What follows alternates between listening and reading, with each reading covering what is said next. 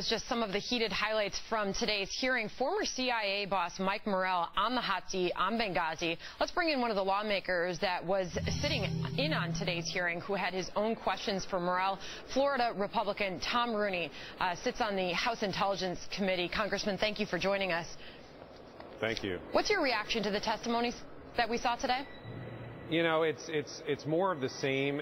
I don't think that we're ever going to get the answers from a guy like Morrell, who was at the CIA, as to whether or not, you know, this was a politically orchestrated maneuver by the White House to avoid al-Qaeda being part of some attack on a U.S. interest right before an election, which would have changed the narrative from al-Qaeda's on the run to, no, they're still dangerous, and, oh, we just had 4 Americans killed because we weren't protecting them.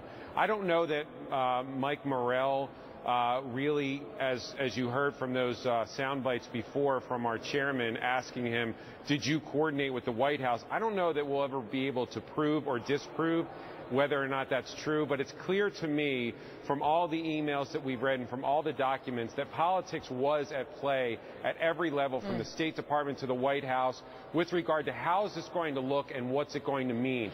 That much, to me, is clear.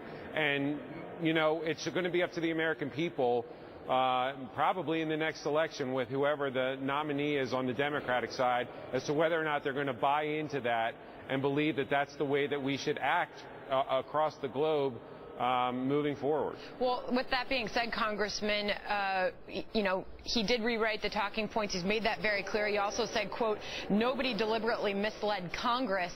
What do you think that his motivation would be for altering those talking points?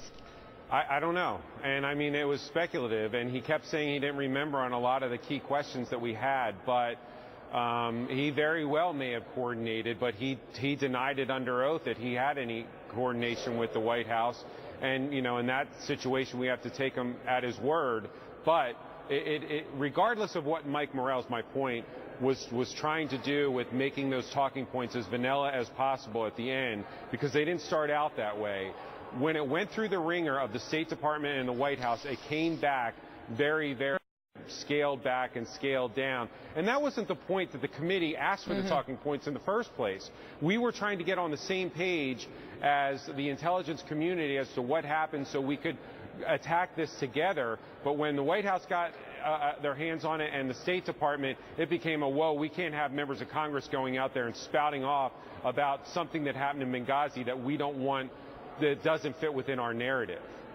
Congressman, we're going to have to leave it there. Thank you so much for joining us fresh out of that hearing on Capitol Hill today.